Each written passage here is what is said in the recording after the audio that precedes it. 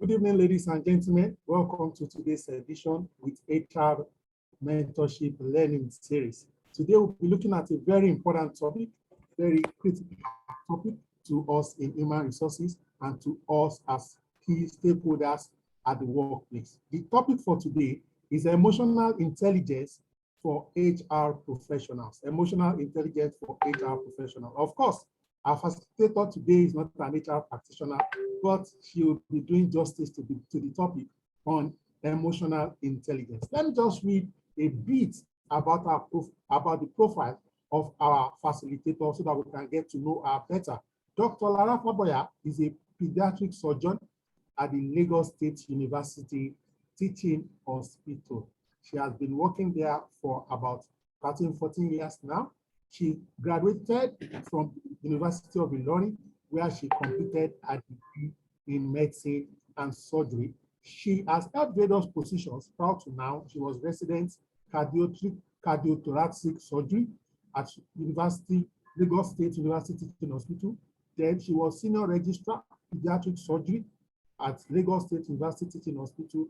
And of course, in the last 6 years or thereabout, she has been a consultant pediatric surgeon. She also has about 11 publications to her credit in collaboration with other scholars in the field of medicine. Thank you so much, Dr. Lara Faboya, for joining us. I would like to yield over control to you right about now. Welcome. You may please unmute and take over from here.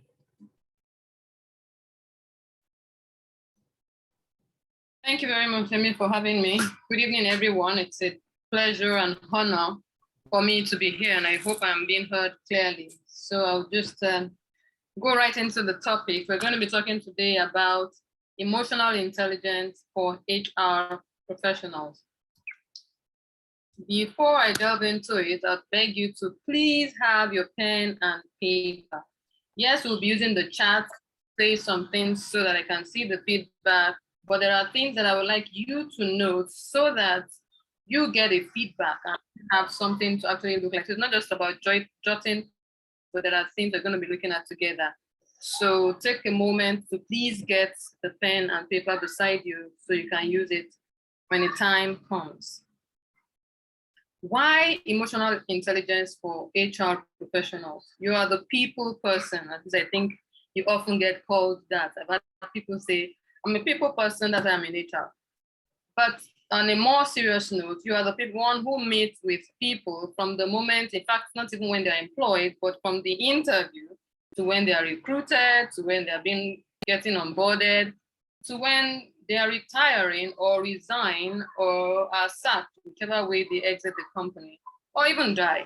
So you get to be involved in the lives of these people in very many ways. And it's only pertinent that if you're going to be that involved with people, understanding the dynamics that emotions come to play in all of this is very important. So we're going to be talking about these things because it's been found out that about 75 to 85% of the successful outcomes in the workplace, not just in HR now, but in our own case in HR, can be has been found to be because of emotional intelligence.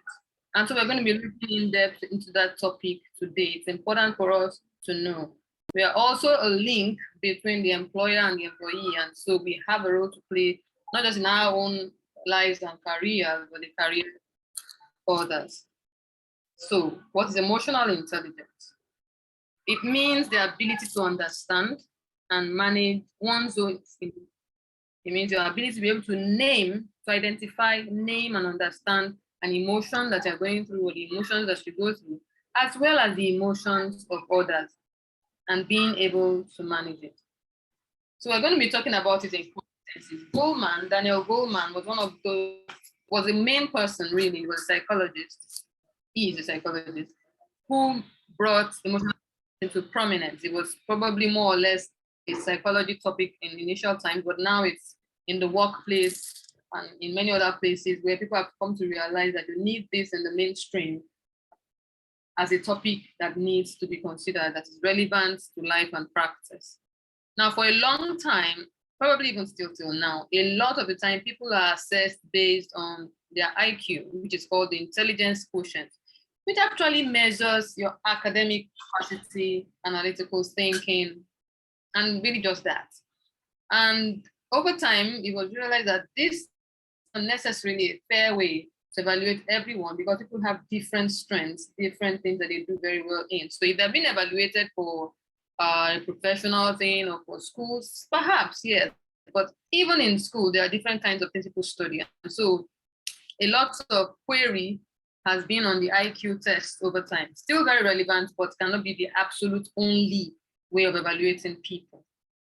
In emotional intelligence, again, many times IQ actually measures innate capacity because a lot of the academic understanding that people can then have is really based on how their brain is wired and how what they're already interested in that line in the first instance. But one thing about emotional intelligence, one, it came into being because it was found that people could have very, very high IQs, be excellent in their profession, but then in the workplace, they were not excelling. Whereas certain people that probably were called dumb in school were excelling in these things. They're building the company, but still the truth still now. And so a lot of study went around and emotional intelligence came into being to say that, look, there's an intelligence in dealing with people. There's an intelligence in relating with people. And in real life, that's what matters the most. It's not how much of, all the mathematical things you can calculate. They will be relevant in the details of the technical input, but what matters when the salesman wants to sell a product is his relationship with them. What matters in our workplace and in our teams is how we're able to relate to one another. So emotional intelligence are divided into competencies that I will be breaking down, talking about in another second. But before I get there, one common question is this: is EI, short form for emotional intelligence, innate, meaning inborn, things people do naturally, or can it be learned? I think the answer is clear because if you're having this training, it's because we believe it can be learned. And that's one thing psychologists brought out, that yes, there are people, and I'm sure we all know there are many of us amongst there and people that that just seem to find it easy to relate with people. They just seem to know how to balance the topic, to know the right things to say, the way to move around people and get something. Some say, I've asked him and he didn't give me, and then somebody else goes there and then he brings it back. We know that. And so there are those who have this as an innate capacity, but emotional intelligence skills can be learned. And that's really the key as we go into it today. 4 basic competencies that usually we discuss are self-awareness, and I would really focus on self-awareness because once we get self-awareness, all the other 3 are really just progress that goes on from there. Self-management, social awareness, and social skills. Now, what is self-awareness? Self-awareness is your ability to accurately, beg your pardon, I need to change my view. To accurately perceive your own emotions, to be able to identify your feelings, name them, be able to say, this is what is going on, and perhaps this is why I'm acting this way, across various situations. Now, too many times, we feel as people that we know ourselves, right? Like, well, I mean, I don't know anybody's age group, but I would like to think, I would tend to think that most people here are above 20. And at that age, people kind of feel like, I know myself. I know what makes me tick. I kind of know the kind of things I like to do. But I'd like you to first, today, to recognize that you really don't know yourself. What you know so far is your experience so far. What you know that something makes you smile, perhaps because you have experienced those things before. You know the things that some people say, I'm afraid of spiders. If you have never seen a spider in your life, you really don't know whether you're afraid of a spider or not. And so there are many experiences that still exist in life that you have no clue exactly how you're going to respond to. So you really only know yourself to this extent, even if you're 45 on the spot or near 60. So you need to have that new child kind of thoughts to yourself when you want to become self-aware. No doubt about it, to a great extent, you know yourself. So to a great extent, things that you know. And one thing I think I want to do that note, even though that's not my main aim for saying you have a note, is to say, this cliché, this is how I am. This is who I am. Write it down and sit. Because it's the antithesis emotional intelligence. Emotional intelligence skills is based on the fact that you recognize that who you are can continually improve. Who you are is how you know to be till now. So what you feel, we might never be able to change. How you respond to those feelings, those are the things we're going to be talking about today. How do you become more self-aware? So there are things, like I said, you already know over the years about yourself, but how do you become more self-aware? How do you recognize that the comments people have made, or we think you get angry too fast, or we think you smile too much, or we think you get excited and just take over all the work and all the comments that come. How do you really recognize this? Because sometimes, I mean, the comments are not necessarily right, but sometimes they are also an indication of something we should give attention to. The first point here is keep a journal. Journaling is something that perhaps a number of us have done at different phases of life, teenagers, young adults, and probably have stopped.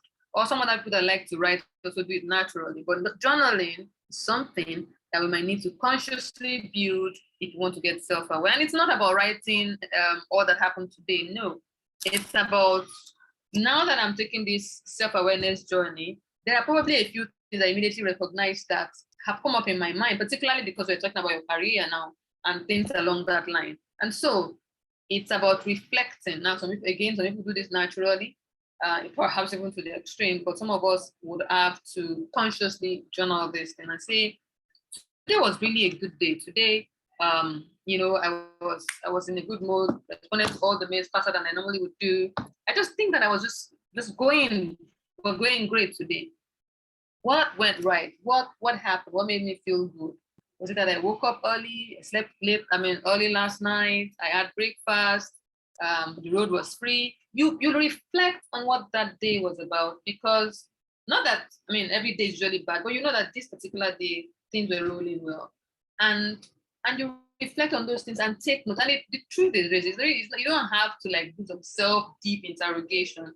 The fact that you just give it a thought, things will come to you. You would recognize what triggered the good feeling, because it's not just about your eagerness to work and your love for your job. If you really do love your job, you would have known that over the years. I love it. But the things that trigger what seemingly is an extreme excitement or happiness in that particular day can be identified and journaled. Same way it goes for, oh, today I was really in a foul mood. Oh, today I really was shouting. And it's easy to just say, man, the guys in my team are just crazy people. It's easy to say that. But you also need to say, no, what did these crazy people do that triggered those expressions that you gave? Because if you can identify those things, then when we get to self-management, we can begin to recognize how to modify our own responses, because that's really what emotional intelligence is based on. We taking responsibility for our actions. And so again, as I move on, one of the other things that are, because language is like your language to change, then you become more emotionally intelligent. So languages like, oh, you really made me mad yesterday. Oh, you really let me go off the hook. What else do we say? Oh, you really just got me mad. Are incorrect, because let's say this person is Stella, and Stella said some bad things, or Stella did some didn't get the report ready in time, and then you couldn't forward it to your boss, and then you got insulted, and then you're angry with Stella, and then you shouted at Stella, and just had a bad day. Your bad day and your shouting is not Stella's fault. Those are your responsibilities. Stella's fault is that Stella didn't write the report. And when we can divide that, I'm not saying this because, oh yeah, it's easy and I can always do that dichotomy in my head, but it gives us the responsibility to know that we can actually do better. So if I shout at what Stella did, I shouted and I'm responsible for my shouting. If I went off the hook, did something, I'm responsible. If I went all quiet and did not respond to anything anybody else had to say to me to that day and they just became mute, I am responsible for it. And so in my self-awareness, I want to know, what is it that Stella did that triggered the feeling that made me just want to be mute to everybody? What is it that Stella did that triggered the feeling that made me go a shouting spree and make the office like a living hell? So I identify those things and I become self-aware, and I am really keen on acting in a more emotionally intelligent way, then the journey has begun, because now I recognize the triggers. I will not deal with those triggers, and I realize that I can act better. And we'll talk about that with self-management. So keeping a journal is one way to go about it. Second is that you need to slow down. So not that if you like driving 120 kilometers per hour, you can do 60, but that you need to pause more. You need to, so not just at the end of the day reflecting and writing in the journal, like I said, but even in the moment. So I give you an example, it's personal. Sometimes I just recognize that maybe I'm sitting in a meeting or I'm doing something, I'm in a still position. And if you're in a still position, except your thoughts are running haywire, there's no reason for your heart rate to seemingly increase. There's no reason for you to be almost feeling afraid in terms of your heart rate. And then I recognize that something didn't happen, and my heart is beating, and I'm thinking, okay, I can drink coffee, even though coffee doesn't even make me feel that way. What's going on? Now, in that moment that I then ask myself, what is going on? I'm able to recognize it sometimes, even though if I hadn't stopped myself, I wouldn't consciously recognize it, because sometimes it's a very little thing. So maybe I'm in a meeting and someone is already trying to, maybe I'm not fix another meeting that I think is going to affect the time that I should have gone out to do school run or something. Oh, wow, I don't like this because I might not be able to get out in time. Okay, so maybe I'll plan someone who can get it. And the same moment, I recognize that the person I think can help is also unavailable. Now, my heart is already responding to all this cycle of thoughts that I'm not even consciously thinking. And this conversation hasn't even ended, because this conversation perhaps is one in which I can say, you know what, can we change the time? Probably not in a helpless state yet, but my heart is already racing.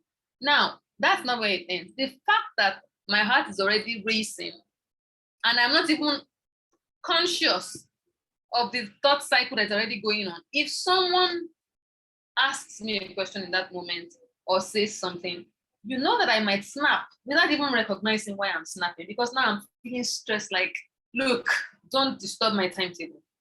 And that's what pausing is. So in that moment that I felt something different, and these feelings, I talked about the heart rate, can be sweaty palms, can be a sudden headache that wasn't there before, and it's not like you're hungry. It can just be, you know, when something is changing inside you, like I'm about to get angry, or I'm getting nervous. You can tell those things. You need to then at that moment pause and think, what exactly is going on? Because sometimes it's because you don't like someone, and that person walks in through the door and you have changed. I mean, if anybody's looking at your face, they can already see it on your face. And unfortunately, even you may not realize that you realize you don't like the person, but you don't realize how much it's already changed how you are. And if you were called to speak, how much it would affect how those words will come out of your mouth. And so pausing in those moments to say, what's going on here? Something, you're changing, you're perceiving some other feelings, and naming it is the beginning of self-management, which we'll get into now, as to how you then handle it. So keep a journal, slow down. Those are your own personal attempts at self-awareness. Still talking about self-awareness, other things you can do is what is called a realistic self-assessment. A realistic self-assessment is to say, all the other ones I've been talking about sound more like introspection, just you and yourself, analyzing these things. What about letting other people tell you? Now, this can be tricky. So this is about you choose someone, a trusted colleague, your beloved cousin, your bestie, or a spouse, someone you think can tell you honest. And it's not about calling them and saying, give me a feedback about me, or just tell me what you think about me. That's really wide. It's about points, and I know that for many of us, you've identified certain things that people have said before, or you feel. So sometimes you even feel something about yourself that may not be correct. That, do you think I overreact when I'm angry? Do you think I always don't bring points out in the meeting? Like, I feel like I've made the decision in the meeting. I've made my enough points, but do you think that I really don't talk when I should talk? And it's only people who are close to you that one can recognize those moments where they felt like, man, say something and you didn't say, or you are overreacting and all of that. Now, if you choose these people, it must be because, one, you think they know you enough to tell you the truth, because you think they'll be bold enough, because it's not an easy thing to be telling them that they don't want to hear. And so you owe it to them not to take it against them. If you can't do that, don't ask it. Don't ask anyone.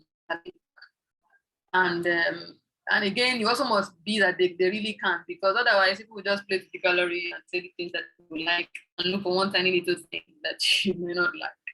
The other way that a realistic self-assessment can be done, and we get into something like that now, is that there are so many questionnaires and tools online that you can use. A lot of emotional intelligence tools have as part of them things that can help you become more self-aware. And those things actually, ask you questions that make you then think, oh yeah, and then you can respond to those things. And many of them are followed up with analysis or explanations that make you know how to deal with these things more. I think the next slide goes into something like that. So here's where your pen and paper comes in. We're going to be answering these questions. There are just 5 of them. And at the end of those 5 questions, the host would help us put the link. The first link is a link for this emotional intelligence question so that people can copy this link and you can go do it on your own afterwards. So what I would like you to do is put your own answers on your paper so that you can see it and don't have to keep reflecting to the chat. But also, please put them on the chat so I can get feedbacks and I can start clicking the answers to let you know what, because we're going to be scoring. Now, the score is not about whether 0 is low or 10 is high. It's about what they measure. And I would explain the analysis at the end of those questions. The first question will take about 30 seconds for each question. So this will take all about time. First question is, you are on an airplane that suddenly hits extremely bad turbulence. I sort of guess you have already these questions already. Okay. So A, let me see if I'm answering answers already. A, no answers yet. Okay. A is continue. So there's turbulence. No, sorry. Continue. You continue to read your book, a magazine, watch a movie, trying to pay little attention to the turbulence. B, you become vigilant for an emergency. You're carefully monitoring the stewardesses and reading the emergency instructions card. Do you do a little of both A and B? Or D? I'm not sure. I never noticed how I respond. Please put your answers in your paper, put on the chat so I can see that.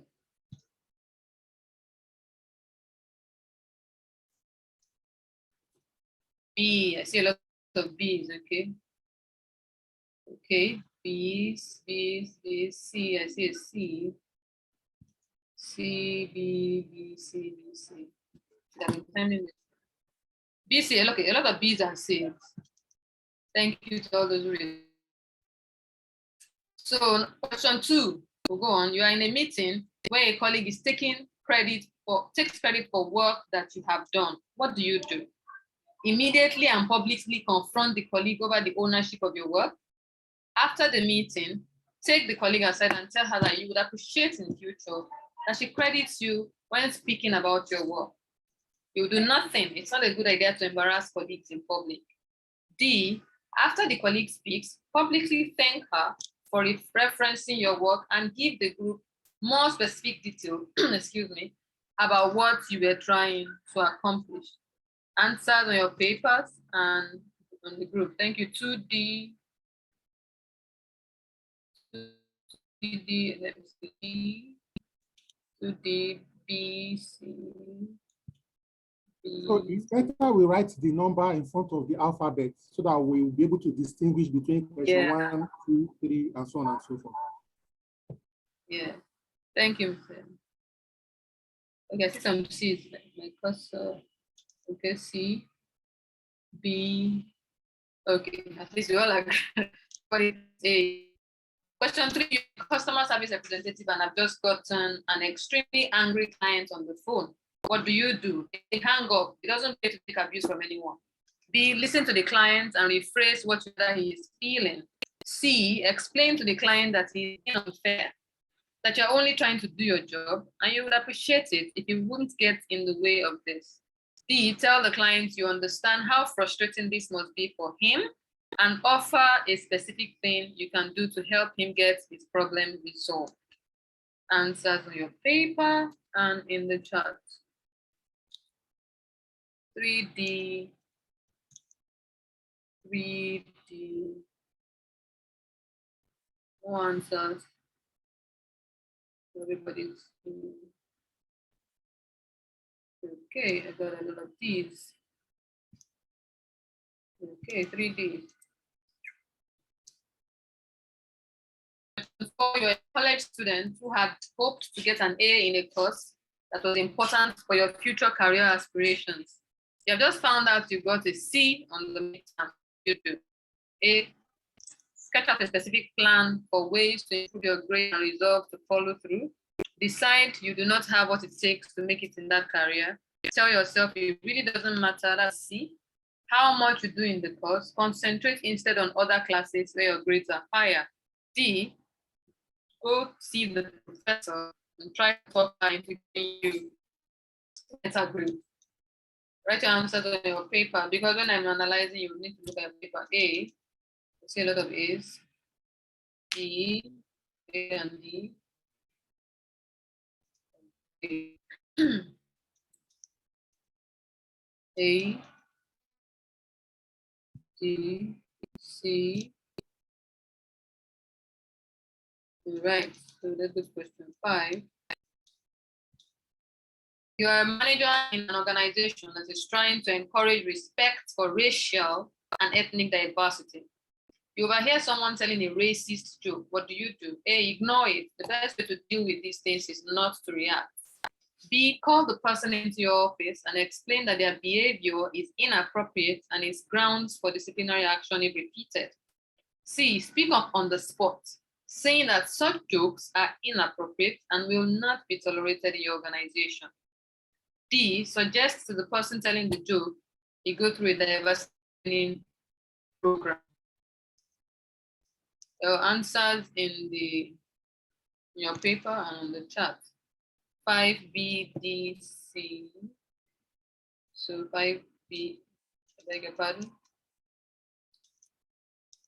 5B, C. All right, B, C. D. Okay, thank you all for participating. So now, the first question has to do with the awareness of what you would do if a plane was having turbulence, something that looked threatening. Now, A, B, or C is fine because at least it reflects that you are self-aware. You know how you respond in a crisis, whether it is to flee or to see what can be done. D is 0 because it means you don't know how you respond to those things. And those are the things we now need to find out. So it just means a journey needs to begin where you learn to become more self-aware. It continues for everyone. In question 2, the most emotionally intelligent, both B and D seem emotionally intelligent, but D is even higher because the goal of emotional intelligence is that the objective is achieved. It's not just about being the nice girl or guy. It's about the fact that I am able to give a response that does not make me react in the way that I would not like or that would affect the objectives. And the objective is my colleague isn't embarrassed, but I get credit for what I have done. And it's D that best answers that. Empathy, which we'll talk about later on, self-motivation and all of those things are emphasized in the other questions. I guess you've had time to look at those breakdowns. So Mr. Emi, please let me put the link on the chat so that people can copy it and go on with this test. I think it's about a 10-question test later on, and you can see the analysis. One of the ways that we can learn that can help us to become more self-aware. Self-management is the act of taking responsibility. So we're talking about the second Goldman competency in emotional intelligence. Now it's the act of taking responsibility for our emotions and how they impact on decisions and behavior. So we're talking about the fact that now that we are self-aware, or rather on this journey, because you're constantly getting self-aware, taking responsibility for our emotions, the impacts that they cause, and how we can modify them. And on that, we're going to be talking about self-regulation, self-motivation. Now, if we look down on the slide, there are 3 things that come under self-regulation. The first is reflecting. Reflecting started from self-awareness, the things that we said you would reflect on. Why did I act this way? Why did this thing trigger this for me? What made me, what happened before I was excited about this job? What happened that made me realize that before I started doing this thing that I said I wouldn't do? what happened that made me break down and cry, and all of that. When you reflect on those things, particularly, I'm not talking about something that happens once in a blue moon, really. The idea are those things that are really part of our character. When you reflect on these things that you have identified that you want to be able to be better at, then we go to reframing. Now, in the picture here, these two guys are hanging at the edge of a cliff. Not a nice place to be. I'll throw more light on the picture and say, let's assume, because I mean, this picture will not be realistic if they didn't like have help coming. So let's assume that they called 911, not in Nigeria, and they called 911, and they're on their way. Maybe they're like, I don't know, 20 minutes away, but they're coming. Now, one response is this person who just hates the fact, I mean, they probably both hate the fact that they're hanging by the cliff, but is cursing away, is wandering at the darkness around there. So that person is glad that at least they have a phone in my hand. Perhaps I should actually download Spotify or buy Spotify, listen to some music, enjoy the breeze. Now, the circumstances haven't changed. But the circumstance, the response to the circumstances have changed. Now, I know that this is an extreme example, but the feelings that we get to can be really, really extreme sometimes. So let me talk an example for framing.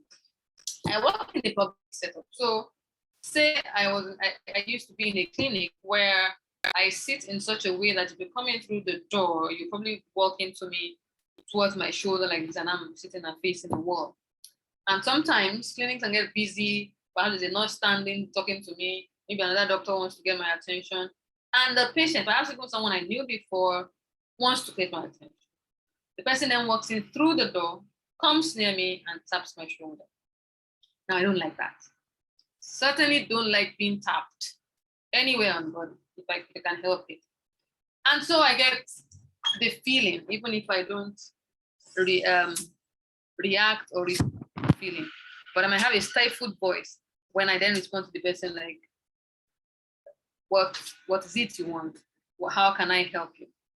Now that went on for a long time, and I realized, why am I always feeling irritated when I'm in this particular clinic? And I realized, you know what, I really don't like the idea of being tapped on my shoulder. And so it's not even the real job I came to do. It's not the discussion that I need to have. It's these interruptions that come because someone is touching my shoulder.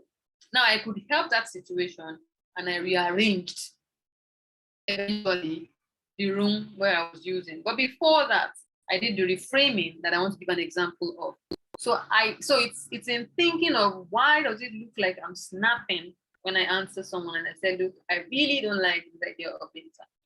Now, while I still couldn't help the being tapped before I could change the arrangement of my room on the long run, what I did was to reframe that.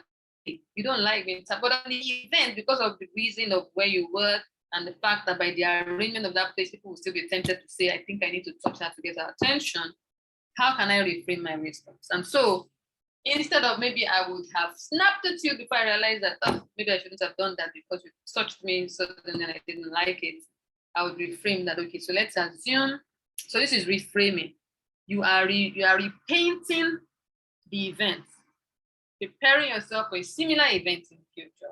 And you take this seriously, because just the way, if you have an interview, you prepare for it. If you have, so this is you preparing for your real life because you really want to improve.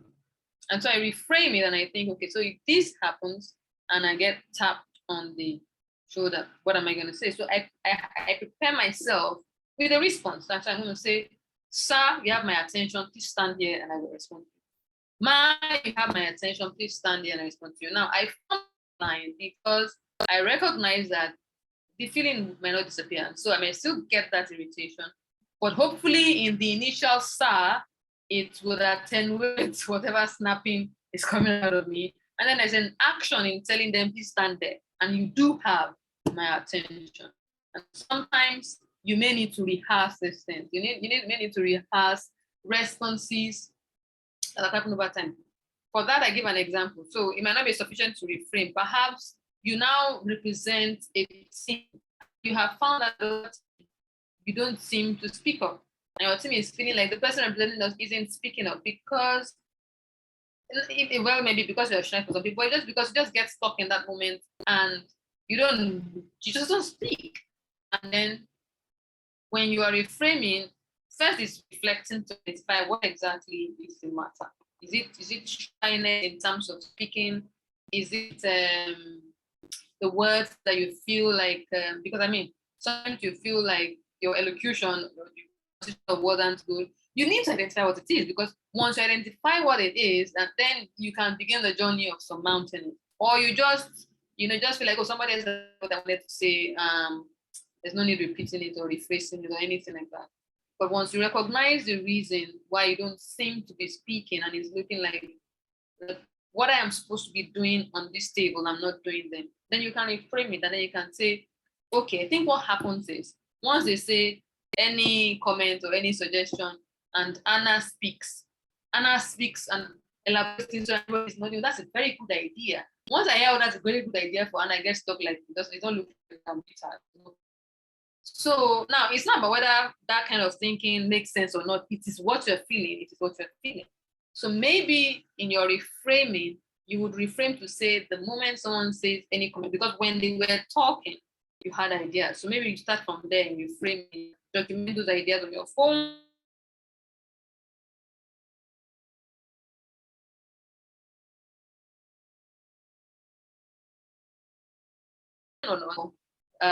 You have spoken, you have said what you are supposed to say. So you reframe and say, and say, and when someone says any comment, I'm going to say my point. And sometimes you need to rehearse it. So if you rehearse what happened at the last meeting, they said things that you felt, oh, for my team, I would like to say this and that, but you didn't say it. And so you rehearse. And in the rehearsing, you can even get someone you're taking this thing seriously and say, just say any comment, please. Any comment, please. Yes, I have a comment. And then you rehearse it. Sometimes you stand in front of a mirror and rehearse it, depending on how seriously you think you need to take these things, because they make you more emotionally intelligent. The people in this case, in this example that you seem to represent the team, gain more confidence in you. You gain more confidence in yourself. Whereas even before then, the feeling is the same, the ideas are the same. What you need to work on is how to project it in time in spite of how you feel. You recognize that when someone does things to you in office, immediately you're even shaking your head like this to say, no, I'm not going to take that. And you get that feedback. Again, you can reframe. So say that when I'm feeling like my head should shake like this, maybe I just hold my hand. So when I hold my hand knows, keep that head steady. Because your body language already telling the person, just shut up and get out. I don't want to hear anything I have to say. And you may not necessarily be wanting to say that, but even though you don't want to hear all of those things. So those details are what you put in your reframing, and then you rehearse how you say. That's self-regulation. The next is self-motivation, and that's really to say that the journey of emotional intelligence would only thrive if there's a motivation. And there has to be a motivation. The end point, in Abraham Maslow's triangle, the basic is physiological needs, and the end is self-actualization, is that you want to be an emotionally intelligent person. So this is not something you're just doing.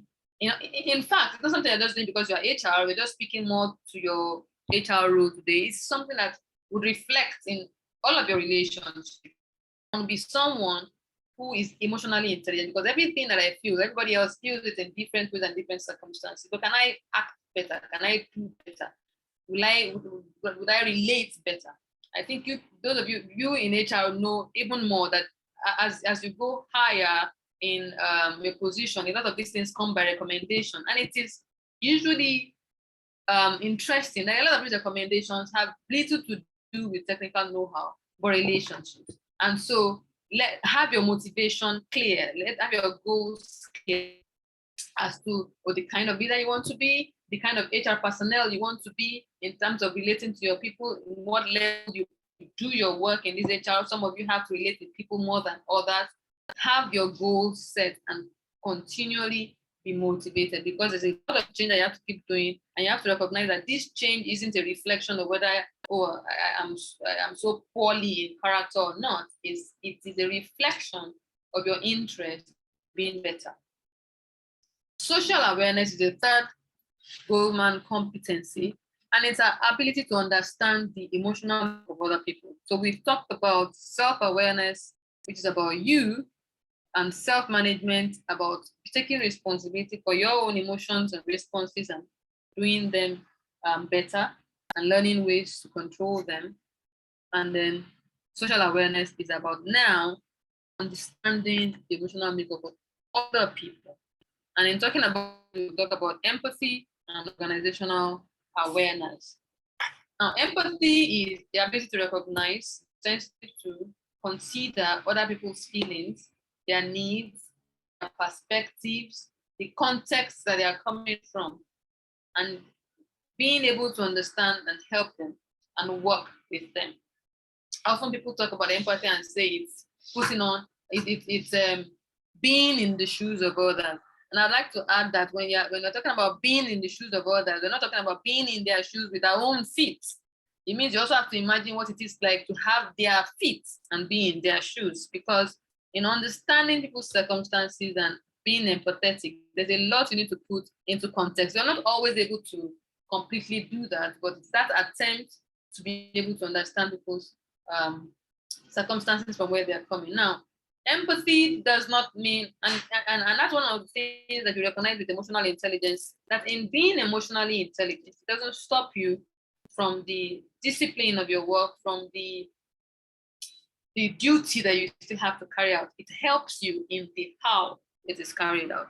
Because in empathy, you may understand a person's need and hence their request. And so maybe the person is saying, something has happened suddenly. My mother got ill and died suddenly. I'm the only one in Nigeria, my siblings and whatever. And there's a sad story here and there, and they're asking for 3 weeks after they are taking their annual leave. This is me attempting to say something that's applicable to HR. And depending on your organization and how much company is ready to yield to giving more than the casual leave of, I think, a week and any other possible leave that you have a name for that can fall into that place, you might need to tell a person then say, look, I understand what you're going through, and perhaps talk through what the issues are and what other advice on other ways that they may be able to handle other issues and not need that 3 weeks. Say, look, what you can get is 1 week. I can speak to them. Maybe there's this arrangement that can give you another week, or maybe you can get 3 weeks, or maybe it's even only the 1 week that's okay. But the way that empathy would relate will not just be to say this is the rule, 1 week and that's it. There's nothing a company can do. The company has to go on. That's what empathy does. So empathy wouldn't break the rules. Empathy, oh, we're just hugging each other at work now. Empathy is going to recognize the issues and find a way to meet it with what is possible. Organizational awareness is being able to read the group's emotional currents, the power dynamics, identify influencers, networks, and dynamics within an organization, within a people. And this really means for us as HR, understanding what's going on among the employees, understanding what's going on in the company, and being able to bring this to relate to it. Because the dynamics of the employees, whether it's in a unionized place or not, are based on certain perceptions. And they are germane. As long as they are felt, they're germane. We really can't classify things to say whether they are logical or illogical. It's not the issue. The issue is that people do feel these things. And so we need the intelligence to be able to relate with those things. So understanding those things, identifying them, recognizing the influencers that steer a group is organizational awareness. And then being able to relate with the management or employers. A leader who is an HR personnel here needs to understand what is important to the organization and how that affects the individual group. So you know what the goals of the organization is. You know also what the challenges of the organization is. The employee feels like employee A, B, and C has left. Please replace them immediately with another employee A, B, and C. The organization knows that we're probably stressing ourselves to even play those 3 people now. Maybe we can only replace with one. And so we are the ones caught in the middle to show empathy to these people, some of whom might have to work more than they were working before, and also recognize what the management needs are and know how to bring this to the people. Because it's sometimes not just about informing people and sending mails. It might also be about who are the key people who can communicate these things to them. Now, being able to do all of this requires certain social skills, and we're going to be talking about that now. Okay, I think I put this here before we talk about social skills. So the social skills are the fourth one, I will get that later. And this is a preliminary to it. Because now we've talked about social awareness, recognizing the feelings of other people that are in your community, in your group, in your team, in your workspace. Now, how do you recognize these emotions? And how do we begin? Because that's how we can only then begin to work around it and get social skills. So, how well do you read people? How well can you tell what's going on in people's minds by reading their faces or their what their body is saying, which usually begins with their face. So again, that pen and paper, you're going to need it. This I'm just going to time and move on. We'll deal with the responses at the end. So just write the answers in your sheet. And then when you write in your sheet, if you make the time, you can put on the group so you can follow on the chat. So as 30 seconds gets, I'll just move to the next question. By testing your social awareness. So question 1, what is this face expressing? Please write in your paper and on the chat. Like Mr. Emi said earlier, we can put numbers to it, but first write your answers in your paper, then on the chat group, just so we're following. Okay, someone thinks it's A. Here's my time. I see a B. Okay, no B, D. Question. Diverse answers. In this case, only one can write. All right, question 2.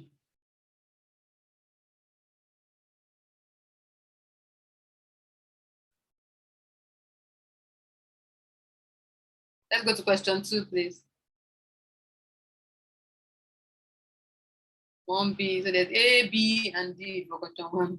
There's even C. All right, we'll see who is correct. 2, B, C, D. I like this. We're as diverse as we are on this call.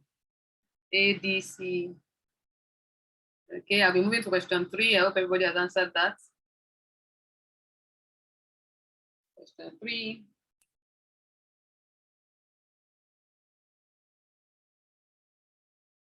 Let's go to question 3. What is this face expressing? Is it sadness, pain, anger, disgust? C, C, C, C, C. There's B and there's C. Okay. So far is C and D. I'm going to question B. Okay. Question 4.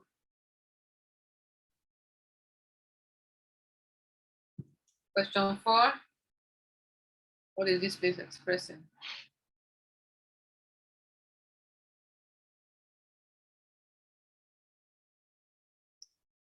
Okay, a lot of C's and D's in 3. Question 4, C, D.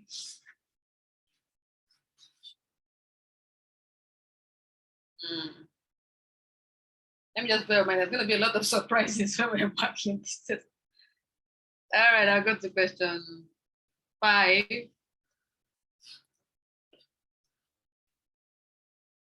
Let's go to question 5. A lot of C's and D's. Question 4, question 5. Is this pride, contempt, excitement, or anger? 5A, 5B, AB, AB. Okay, that's narrow, a lot of A's and B's. Going to question 6 now.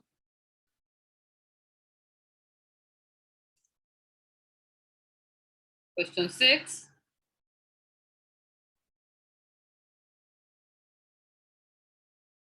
Question 6. 6C, C, C, C, C.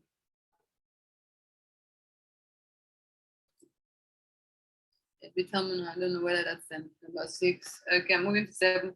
Everybody seems to be unanimous in 6. So at least we all seem to recognize surprises. Someone is doing Ojoro.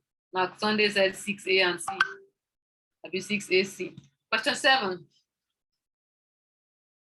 Sadness, shame, disgust, contempt. What's that person showing? 6C, C, C, C. Let's go to question 7, please. Okay. Back to our diversity C. There's no view. That would be a typo. C's and D's. Okay. Can I move to 8? 7D, 7C. Okay. Question 8.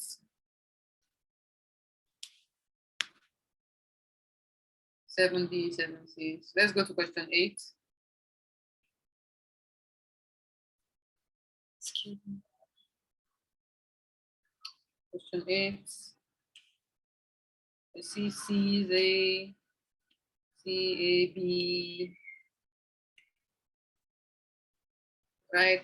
Going to question 9. C, A, B, C, A. Question 9.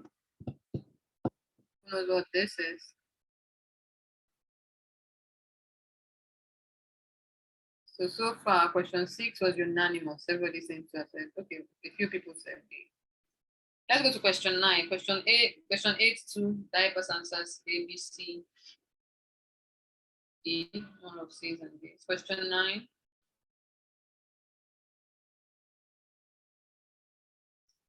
Please write in your papers though, so when we get to the answers, you can score yourself. I would like to see those scores too. It makes us see that we're all at different places. And it's totally understandable. Question 10. What is this space expressing? Question 10.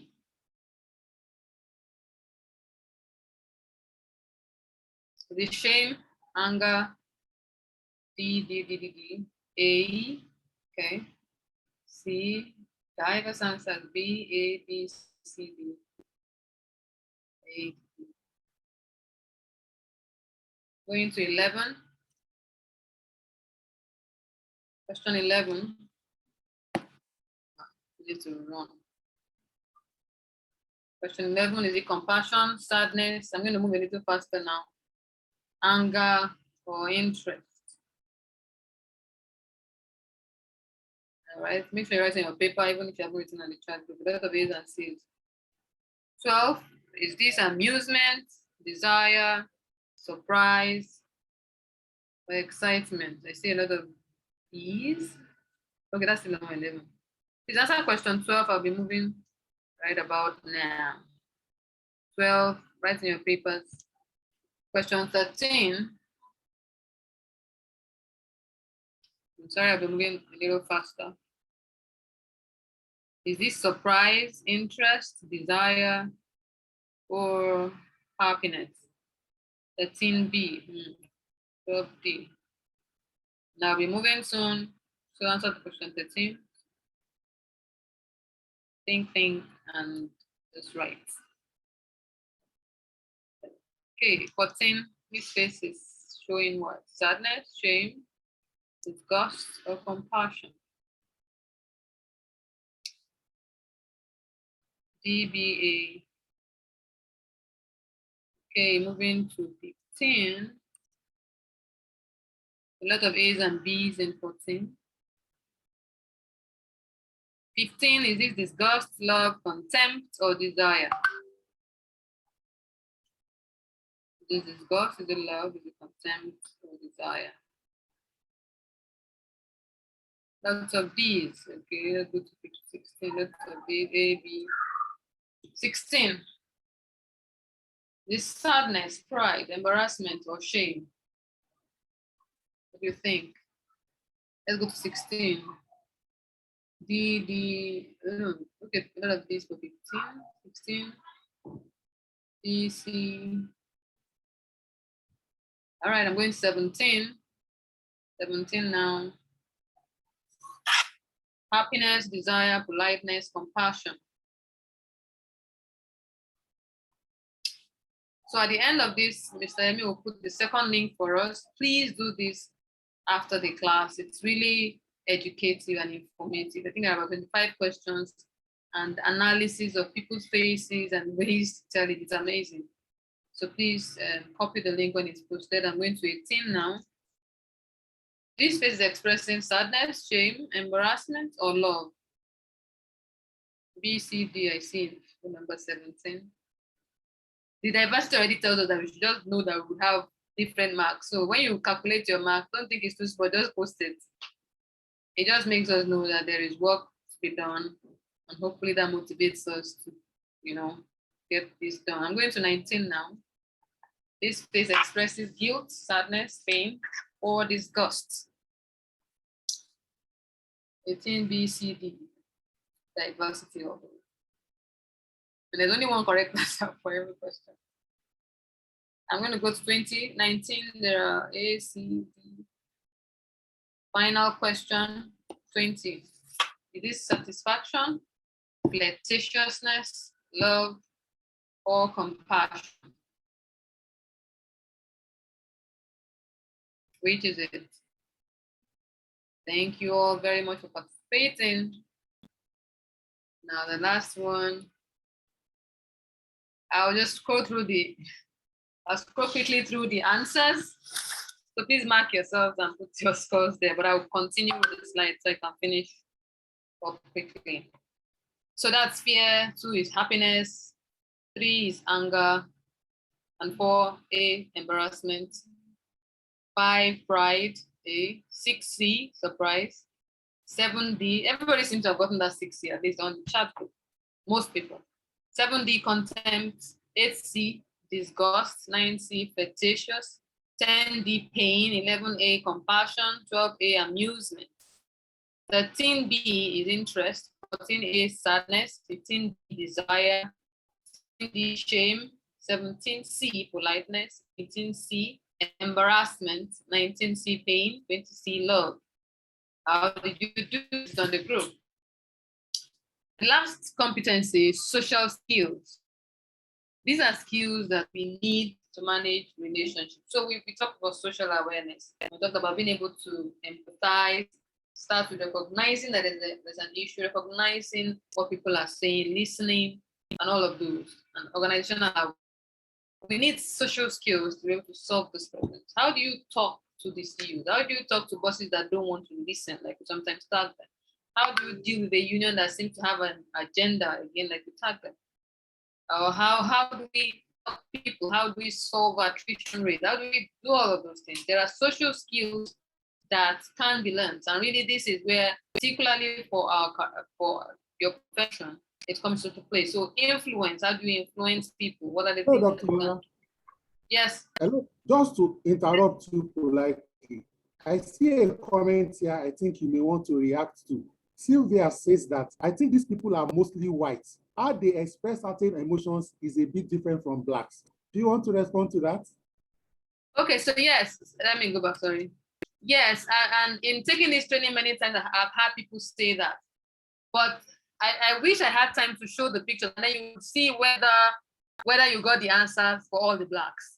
But what you can do is that when you go on that link and take it again, you would see that there will be a lot of write-up about how people express their faces and all of those things. Because you see, it's not everything we really pay attention to, even amongst ourselves as blacks. But nonetheless, yes, it's possible that there are a few differences that might be there. But we're looking at still pictures, even with the whites, if it was a continuous motion, maybe eventually, or if there was context around them, maybe eventually you would get it. So I agree that it's a tough kind of thing, looking at pictures and trying to judge people's emotions.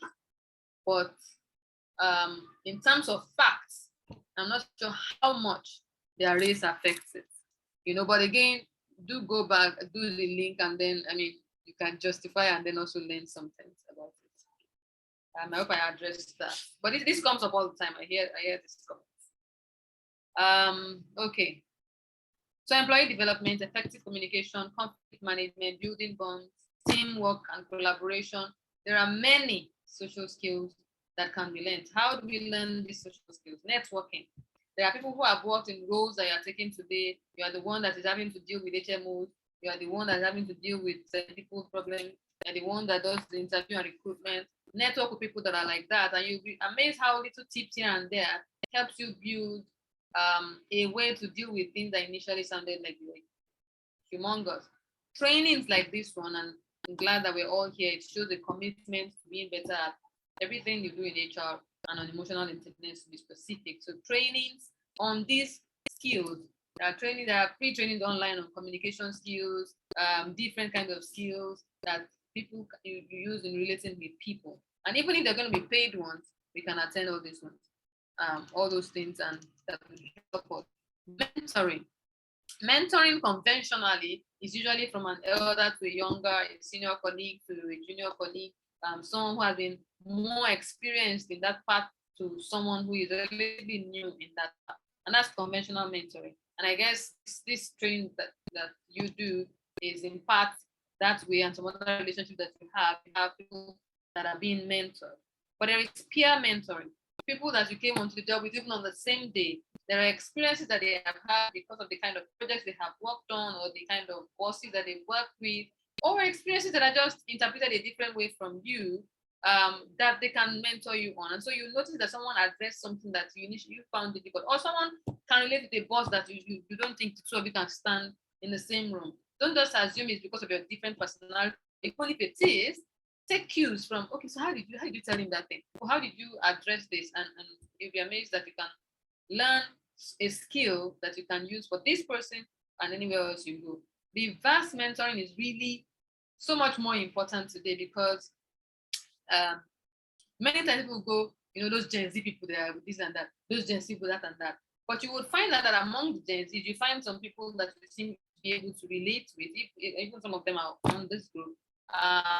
They are able to coordinate their group. You can learn from the Gen Z. What do you think really works for your people? How do you make people realize that you can't just come late, or you can't just come dressed this way, or whatever the other issues are that people feel that you have with the Gen Z? The other thing that comes apart from the, even emotional intelligence things are that there are many skills that people possess. So they shouldn't just be looked at as those that you can't understand. You can't understand them because there's a generational gap, and that's just a fact that we don't have to accept. It doesn't necessarily mean that generation is therefore a headache. It just means they have a different approach and we can learn from it. So you have a Gen Z in your team. Of course, you have a lot to teach that person, but you might want to listen to them and hear them that, okay, so when you did that in your group, in your team, and you came up with this beautiful project a report that I'm making, can you run me through how you guys did it? And you can say, oh, all our meetings are on WhatsApp, or we went to whatever it is, one thing or the other will be learned. So it can be conventional mentoring, peer mentoring, or reverse mentoring. I think I'm ending now. What can HR leaders do to boost emotional intelligence at the workplace? Lead by example. Work personally on your emotional intelligence. Train other leaders to hone their EQ. Other members of the HR team suggest to the management leadership should have trainings in emotional intelligence. Trainings that they get perhaps before they become leaders, or trainings that are company-wide, whether annually or biannually, whatever we want to do, but hone it until it becomes a culture as much as possible in the company. Nurture employees' innate ability. And so you have to, just trust that I'm giving examples. If they don't make sense, forgive me, I'm not teacher, but you have 2 new employees that are entry level, which probably supposes that they're not going to any specific place. And you want someone in front desk. This one, even at the interview, just a lovely face, all smiley, ready to talk, greeted everybody, greets a fly, even if they pass by. The other person is a bit more reserved, but they can both do a good job at front desk. But you probably think that this person who naturally wants to greet everybody will do better at job if you're able to early. Of course, even that inability needs to be groomed in emotional intelligence, but perhaps in other areas. Since my internet is unstable, I hope you can still hear me. And finally, let's focus on mental health. A lot of the times, and I'm not going to go into because I talk about burnout and stress at work, it would amaze us that a number of that stress isn't really in the volume of the work.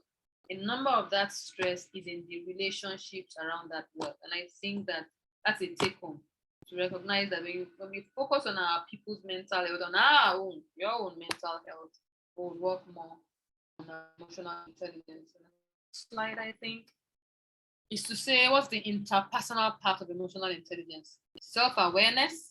When we become self-aware, you manage your emotions and self-management, and that grandly improves your self-performance.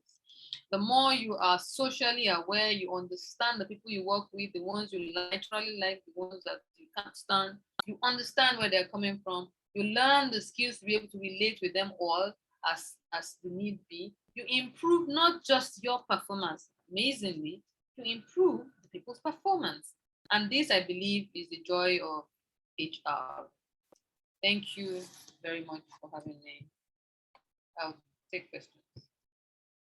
Thank you so much, Dr. Omolara Faboya, for that presentation.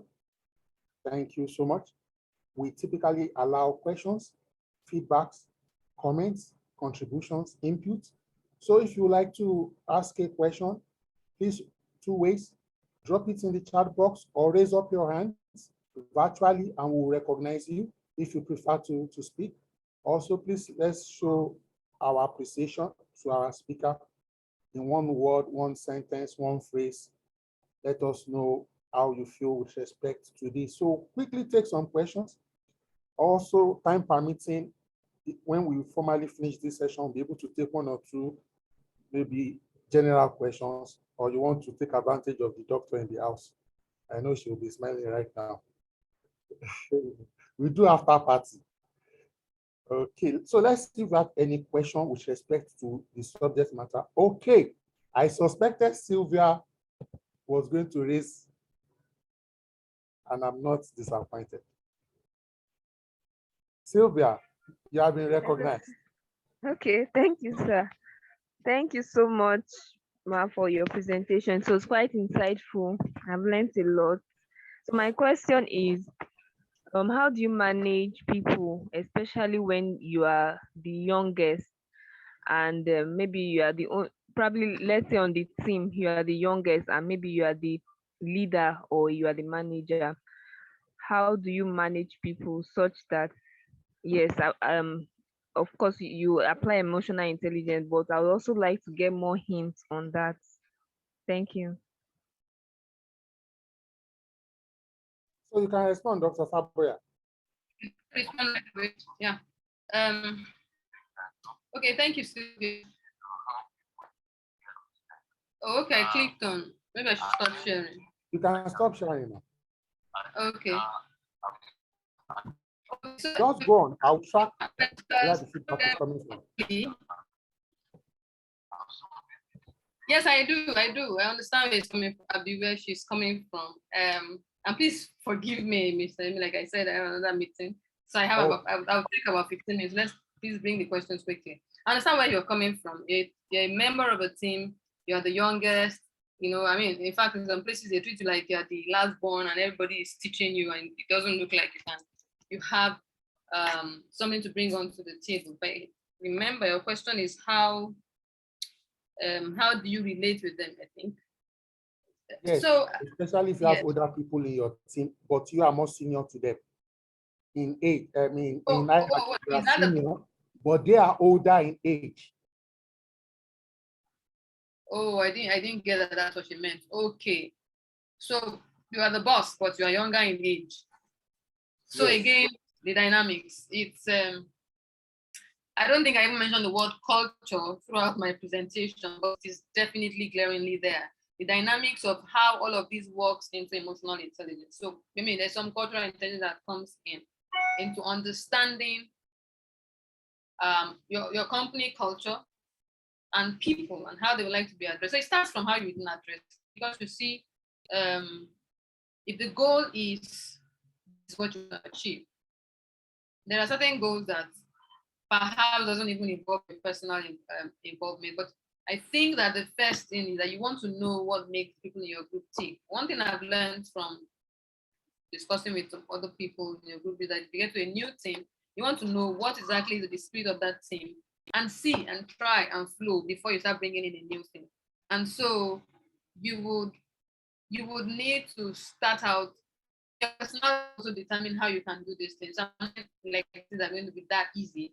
You would need to first start with the fact that you want them to know, because even if you're working with a junior team, one of the things a team wants is to be acknowledged that we already have something and it's not really just about you.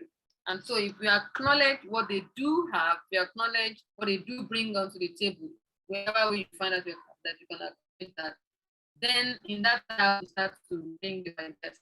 Let me bring down what I mean. So even among these people, usually we would find one or two people that you think are the most reasonable, meaning even though they're elderly, they just give you that respect.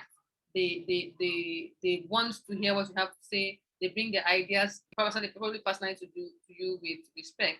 And you also find that they probably earn the respect of others, or are able to relate with others. Ask their opinions. Ask that this is what I want done. How do you think I should deliver it? Because sometimes you come to a meeting, you deliver things, and like people say, sometimes the meeting is not at the meeting, and they're not going to say yes or yes, no, yes, sir, and they're not going to do it. It is in finding this dynamic that the work really is, the dynamics of how the roles play there. But having said all of this is really to develop emotionally intelligently and to have the buy-in of everyone. But depending on the dynamics and whether short-term goals or long-term goals that you have, if there are places where lines to be defined, order needs to be established, you might need to stand your ground and establish it. But always find the way to then come back to show the balance that guys, I respect you. Look for their opinions on things that have to do with experience. Put them in charge of things that you need their experience on. So make loud the things that by reason of their age or experience they have.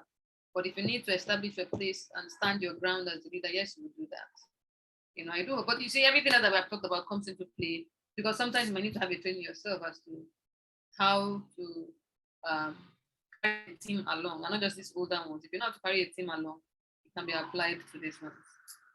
I think that's what I have to say on that. Okay, thank you so much.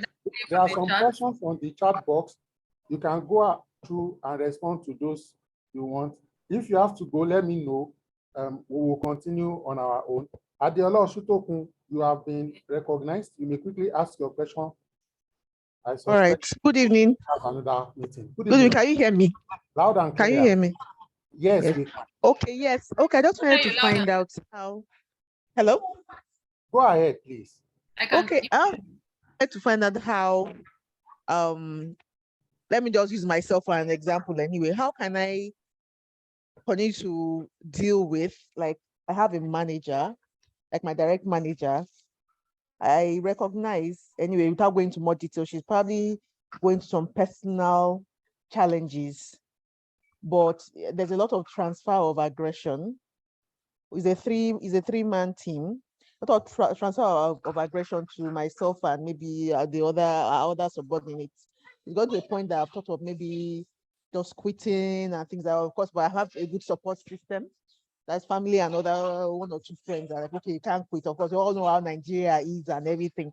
But there's all the sort of, you even send a mail, you read it like 10 times because someone is going to actually scream at you.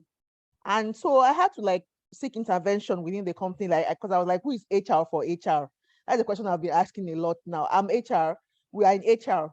When people are probably afraid to approach the department. Do you understand? When other people in the department in HR are suffering from toxicity and whatever. So I don't know, how do I deal with that? I've tried to ignore it. Like, okay, maybe it's a phase, but isn't a phase been going on and off for like 5 years. And I'm in a situation whereby there's a glass ceiling. The way my company is structured, it's a great company, but because of the culture, you can't, for me, I know I can't exceed a certain level, etc. Because of course I have somebody above me, and I'm in a stage where I want to do more, and I know I can do more and all that. But even the mere fact that somebody is maybe physically shouting, screaming, even not directly at me, and it's an open workspace, you understand? So just how can I just keep my mental sanity at work? Yeah, tomorrow is Monday. I'm already having a little bit of jitters. So either I play dumb or I blow up, which I almost did last week Friday. And at the end of the day, oh, Diola doesn't have remorse. That's what I'll hear. I want to be respectful, but what can I do? Sort of losing my mind. Thank you. Okay, thank you, Diola, for the question. I think I went offline briefly for a second, but I think I did. So I get the fact that there's a boss, you think there's something going on in your life, but the long and short is that, in my words, there's an abusive way of dealing with issues, shouting down people. And the second part I get is that it's beginning to affect you. So the question that has to do with emotional intelligence is how you deal with this. There's a point where I think you said something I wanted to say, don't do. Like be mute, or you said something like that. It's certainly not going to help anything. On the other hand, I'm not saying nag and talk back and say, I don't like this. But it's to recognize, because this is really not just about you, but what you need to control is your own responses. And so over the years, perhaps recognize the ways to avoid certain things to the best of your ability, things that you can say, okay, if I don't do this, at least we know we won't get this response. But I guess some things you probably cannot help. You would keep working around those things because of this is who this person is, what you want to control. And if it's been 5 years, yes, work on self-awareness, self-management, because you can control your responses to it and recognize, okay, when do I need to say something and when do I need to be quiet? I want to overbeat that. But I think that listening to everything that you have said, what I said initially are more like short-term goals to address achieving the objectives of your job in that place. I think that you need next long-term goals. If this has been consistent for 5 years, then and again there's a ceiling there on career progress, you don't look forward to going to work, I really think that you should ask yourself pertinent questions as to why you want to remain at that job. If you don't want to, then you should be making the plans, even if you want to exit on your 3 years or 5 years or 5 months. I think you should be making the plans that will make you exit, because you see, emotional intelligence has a goal. I understand myself, I understand people, so we can relate to achieve a goal. If I'm not going to be able to, I can change that goal. I mean, if I can't achieve that goal, there are people. It's not saying that there won't be some difficult kind of people, or people that you will constantly find difficult to work with. There are ways to work around it. But if you're saying this has been 5 years, yes, you have your own goals of emotional intelligence, but I think that you also need to stay motivated. You need to ask yourself, why do I want to be at this job? Is there an experience it's giving me? Is it gives me work-life balance? Redefine your goals of being in that job so you are motivated to then apply the things we've said today and be able to emotionally intelligently deal with this issue. And if you find that your goals are not being achieved there, I think that the part of the solution to this might be to find your way maybe to another, somewhere else, because the mental health is important. You know. Who goes next? I mean, I can see 2 hands up. That would be. I do hope that I'm able to help you. They have been empowered to speak. Okay, good evening. Good evening, Dr. Lara. Good evening, Sir Shay. Thank you very much for this opportunity. Thank you for the presentation. It was indeed very insightful. Okay, so my question is, how do you manage a situation whereby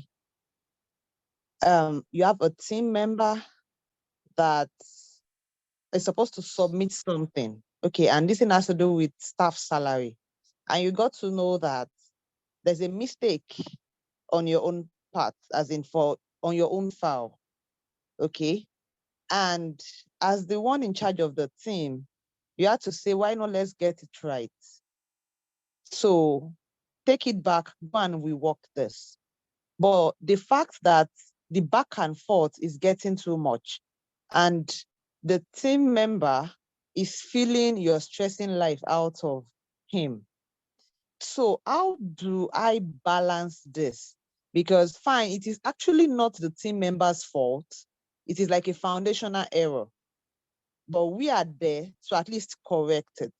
Unfortunately, where the error is from my own, let's say my own name, okay? It has to do with my own file, and I'm part of the team. It would have been better if it was another person entirely. So it's looking as if I'm stressing him. So how do I treat this? Because it's actually going to delay staff salary. So how do I treat this? Thank you. Okay, thank you, Mide.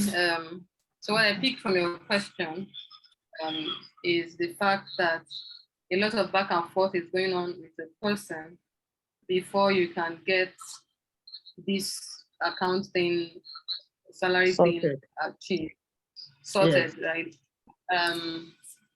So without going into all the details of the technicalities, what I see here, even I heard a part where you did say that maybe some errors come from you or something, but what I see here, you have someone who is extremely detailed, I think, in how they want things done, or extremely specific on how they want things done. And that's not what we talked about today, but when we look at people with different personalities, there are personality types that can be quite fixated on details. And if you're going to work with those kind of people, then one is understanding that that's how they are. And over time, I'm hoping that whatever the point that this person brings that has caused the back and forth in this month is something that can be worked on next month and will reduce or completely obliterate the back and forth.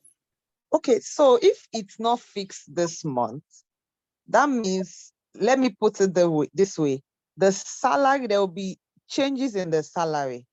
So the salary part, that means that is either my salary is dropped, okay, and I'm not paid. And how do we now fix it going forward next month? Because that means we'll go back to point A.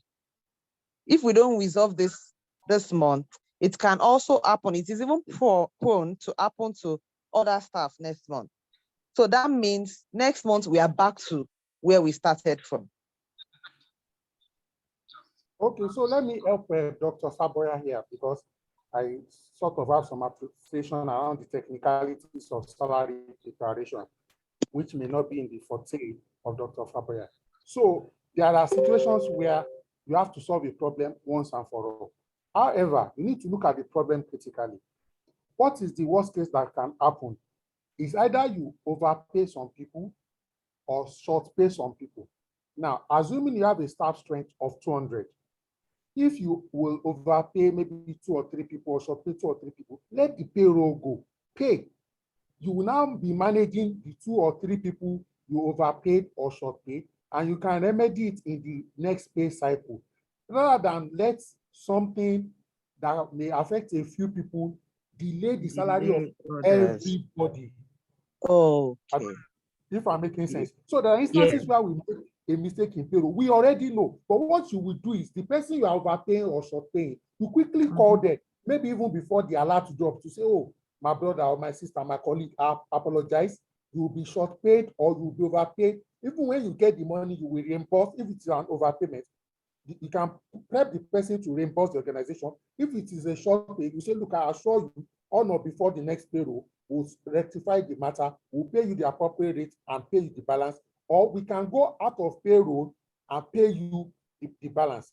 But what you will now do is that by the next payroll cycle, if you will need to do a mock payroll, anything you must do, on no condition must that error repeat itself in the next cycle. Again, that's what I'm trying to allow that to happen. Okay, so you may also need to work with your maybe finance department or somebody who is exceptionally good in that payables, so that you can collaborate and fix the issue once and for all. I hope that was helpful, Mide. Okay, yes, thank you very much. Really appreciate it. Yeah, welcome.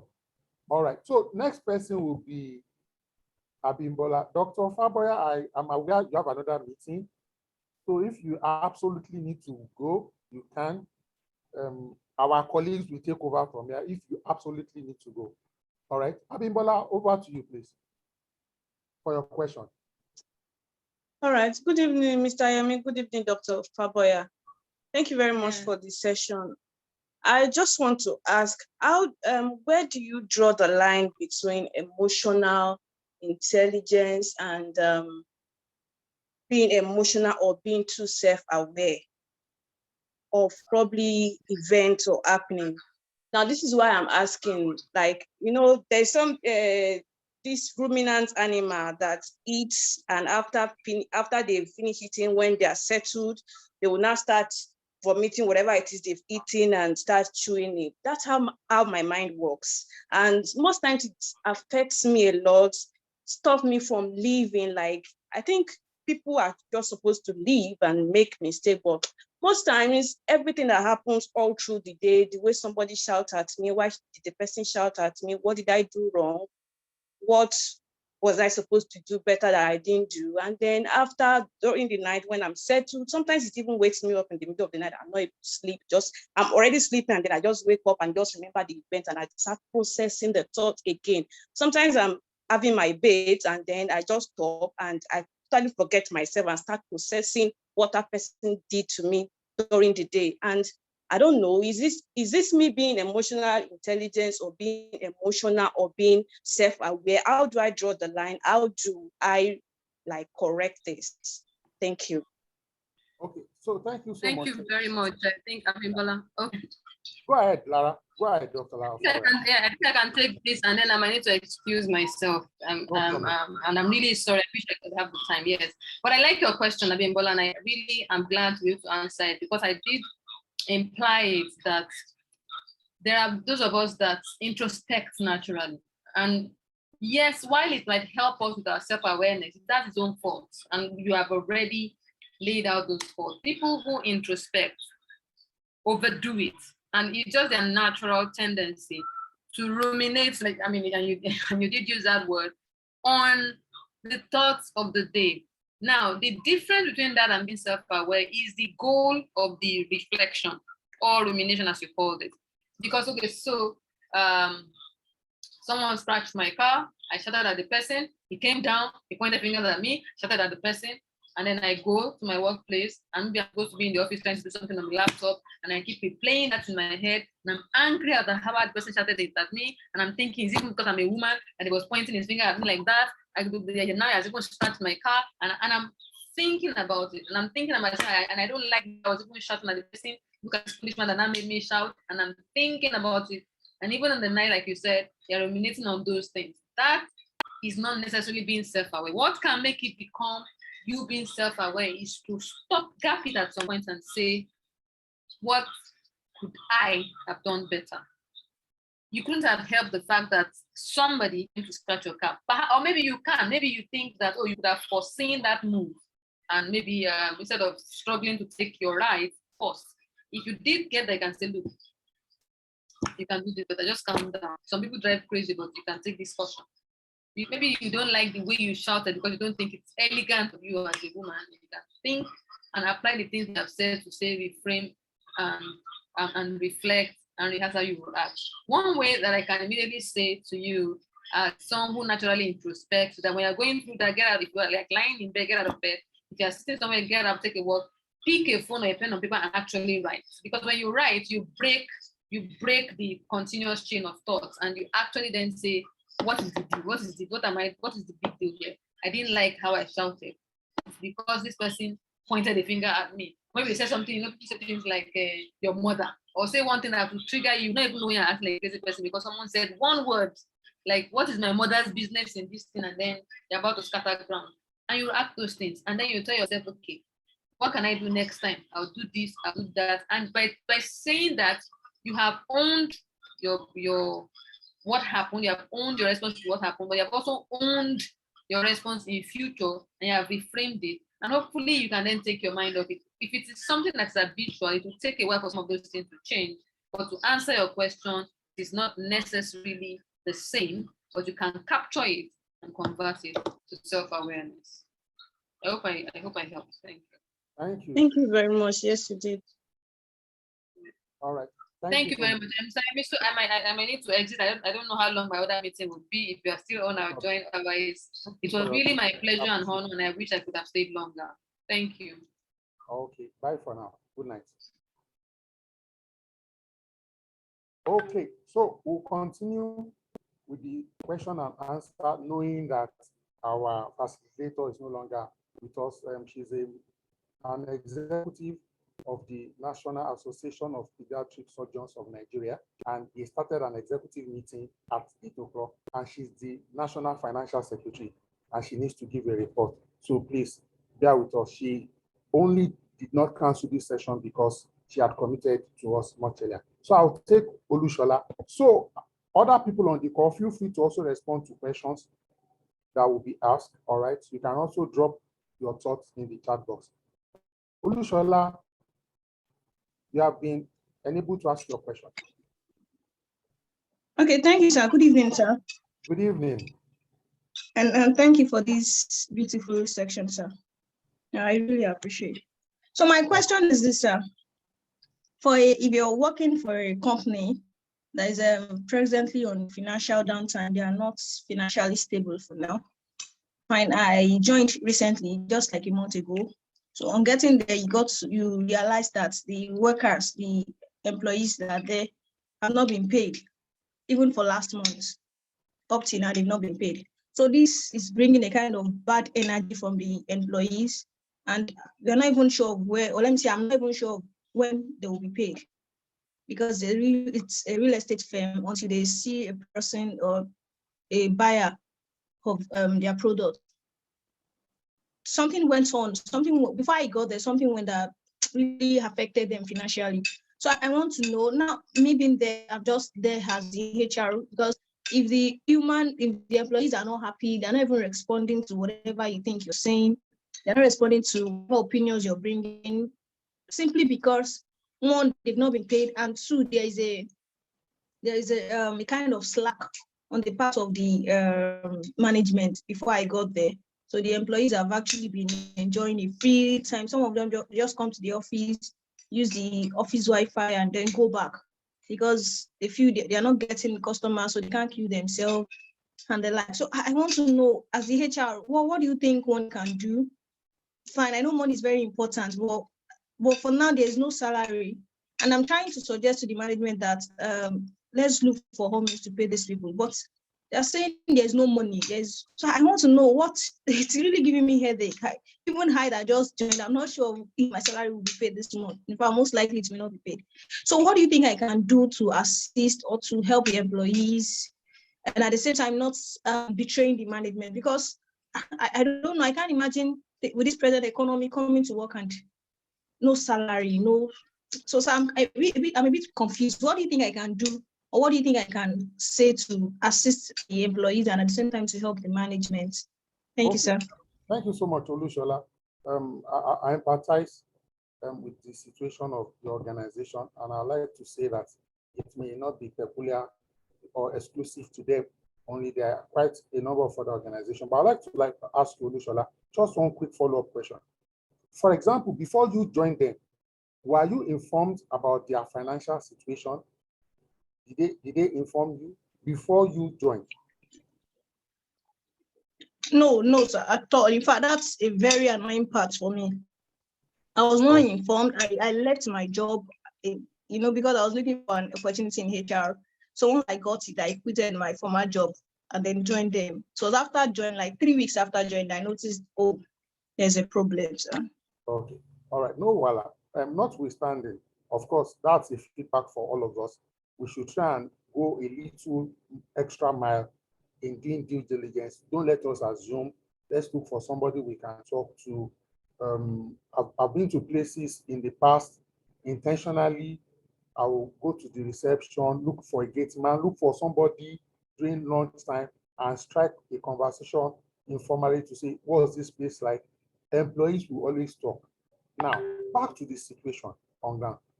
Now, the first thing that comes to my mind is that if I were a member of the management team or in charge of the HR in this organization, I will speak with the management and get the management. We will call a town hall meeting with the staff. We will explain, we will come out openly and truthfully to the staff. This is our situation. This is how we got here. Maybe these are the plans to get out of here. We envisage we may be in this situation for 3 months, for 6 months, for 1 year. What can we do in the interim? Do you want, for example, people to work from home so that we can even eliminate transport costs? Can we pay part of their money? If we cannot pay 100%, 50%, 30%, 80%, or can we put the employees in buckets maybe the more or most junior staff will pay like 50% of their own, the senior staff will pay 25% of their own. Try and structure something. Now, when you discuss your problems in sincerity and in truth, transparently with your employees, they may also give you suggestions. Okay, and hopefully the organization will be able to pull through over time. I want to assume that things were not always like this. Maybe there was a past when things were better and smooth. Maybe there were also some mistakes as management they made, because some organizations, when inflow comes like that, the owners or the management may spend the money. I wanted to say an expression, but I'll still say it loud spending, doing things as if the cash flow will always be there. Meanwhile, maybe that cash flow they got in the past was not sustainable. Okay, so have a honest conversation with the team members and have a reality check.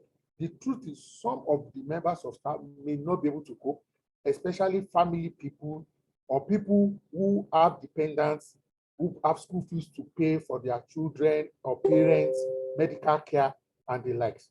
Okay, now, I know that you also want to drive productivity in this tough situation and context. Again, after the town hall meeting, you may also now need to meet with all members of staff one by one. Have a one-on-one meeting so that you can discuss personally with each person. Okay, and then you can try and elicit a higher level of commitment. Hopefully, if anybody, for example, gets a sale, can they get a near instant commission as soon as the revenue inflow comes in? Okay, so look for ways to do this. But if you have high flyers, if the organization does not show promise, you will lose some staff. They will move on, especially to organizations that are more financially stable, except the organization can quickly turn around the situation. And part of HR's job is to, help them come up with strategies and techniques to quickly surmount this problem. In the interim, too, depending on what they do, they may also get some loans from their banks and financiers of their shareholders, get some additional funding so that they can become more liquid and go on with their, and turn around this situation. I hope I've been helpful. Other people too may also drop their thoughts or comments either on the chat box, or they may raise their hand to also contribute. So I'll be taking Chigozin. Thank you. Okay, good evening, sir. Good evening, ma'am. Okay, so I have a question.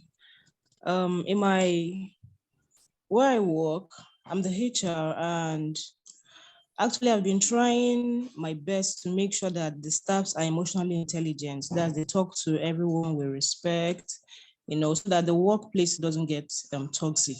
But before I joined, there were a few staff that came from the same company. So, but then right now, as we started increasing in number, and it was still staff from that same company where the other staff that were already around before I came, they're coming from that other company too. And that company, I made my research and I discovered is a very toxic place. Now, these new staff are bringing in that toxicity into, our own office. And I've been doing my best to stop that. But then the management themselves, because they also worked in that company as well, and they're the ones that make the final decision, they kind of make it difficult, because most times, because when there's an issue with the staff, I like to call them aside and talk to them. But then when the issue now has to do with the management themselves, because it's an open workspace, they just barge in, and then in a very saucy way, the madam begins to talk to anybody anyhow. And then the line managers as well are also taking after that. So it's something that I'm no longer able to control, because even the staff are beginning to feel uncomfortable. But then this doesn't happen with a particular set of people in a department, because that department is very key. So they don't talk to them anyhow, despite their very toxic attitude. It just happens with other people that did not work in the same space with them in their previous organization. So please, sir, I don't know how to handle this, and I would appreciate your advice on this. Okay, thank you so much, Chidoziri. Again, I sincerely empathize with your situation, and I'd like to say that it's also not peculiar. This is a rather even albeit sad occurring decimal in quite a number of organizations, typically one-man businesses or even established businesses that have the overwhelming influence of maybe a particular stakeholder or shareholder. Okay, now you will realize that from what you have said, these people are also selective in the class of people they treat or speak to anyhow, inappropriately. Okay, now a couple of thoughts, okay, that across my mind as you are sharing your concerns with us tonight. First and foremost, you may need to, I don't know the ownership. Are the owners also working? From what you have said, I see that the owner or the owners are also part of the team, and Yeah, they had worked yeah. in an organization before, and toxicity seems to be the order of the day. You need to, on a one-on-one, have a one-on-one. You know, most people, no matter how bad someone is, bad in quote now, there will be times of the day of the week when they are cool, calm. Look for such a period. Don't go maybe on a Monday morning or when the sales are bad. Just seek audience with him or her or them individually may be better than collectively in the first instance. To say, what do we seek to achieve? We want to drive productivity in the workforce. How does shouting in itself, how does it drive productivity? If I shout at you, for example, it will make you shiver. It will make you quake. It may make you afraid. It will unsettle you. It may, shouting in itself does not necessarily stimulate creativity or innovation, or it will cause you to panic. If you are not even careful, you will even be prone more to errors. So you may need to let them see that, look, what do you want to achieve? There is nothing you want to achieve, even if you want to instill discipline, firmness at the workplace. Shouting, for example, is not a tool to achieve this. There are disciplinary processes. If people, because we are not saying go around the office, be giving people high five and be hugging them habitually. But if, for example, people are not meeting the mark, people are falling short, in line with our policy, you could, for example, if you have spoken over and over politely to people or employees and they are not changing or making the necessary adjustments, use the disciplinary process. For example, issue a query, let them respond to the query. If the response to the query is not satisfactory, can take them to a disciplinary committee, depending on the severity of the matter. People can get a verbal caution, first written warning, second written warning, and so on and so forth. There's no organization that you will check their sanction grid, that one of the sanctions will be shout at the employee. That takes me to the next point quickly. What are the core values of this organization on paper? What are their core values on the internet? What are the core values on the world? Are these core values, are we living them out physically? I'm sure, I'm guessing you will see something like integrity, respect, dignity, all those kind of fancy words. How does shouting at employees connect and tie to each of the 5 or 3 or 7 core values? Okay, HR has a critical role to play, working with other management to ensure that whatever our core values is, our day-to-day action and inaction reinforce these core values. So if you check their core values, one after the other, see how does shouting, how does it affect it? We always say this thing, there is dignity in labor. There is dignity in labor. Even if you want to sack me, you can sack me politely. I know some of us on this call have traveled to some foreign countries and we've had encounter with maybe the military, the police. And some of us, if we've not traveled, have watched movies, maybe American movies, British movies, and the likes. You will see a policeman. They will say, please, can you step out of your vehicle, sir? Then you will step out. Can you put your hands in front, sir? You will put your hands in front. Then they will put a handcuff on your hand, and they will still be saying, sir, sir, sir, till they take you to the police station or detention. In other words, politeness does not mean you won't do the right thing. And shouting, being unprofessional, being uncivilized does not mean you will get the right result. And this, let me just round up by saying this. Some of us through here, we are guilty of these things. The way we talk to our domestic servants, our nanny, our gate men, our, people who provide some auxiliary service in our private space, we also need to look at it. Because it's one thing to be complaining about something in a professional workplace when we, as HR professional, the way we treat our house help at home is not something to write home about. I pray that you'll find the wisdom to be able to navigate this situation. If your company has like a board of directors or they have a mentor they respect and you can access, you may also share this concern politely, informally with them if they can broker a way forward. We'll take the last voice question, and that will be from our colleague, Emmanuel. Emmanuel, you have been enabled to ask your question. Again, if anybody wants to contribute, please. By all means. All right. Yeah, thank you very much. Please confirm you can hear me. Loud and clear, Emmanuel. All right, thank you. So my own is not really a question, but a reaction to, I think it was Bimbola that raised the issue about payroll. It was I was really worried, yes, with some of the things she said.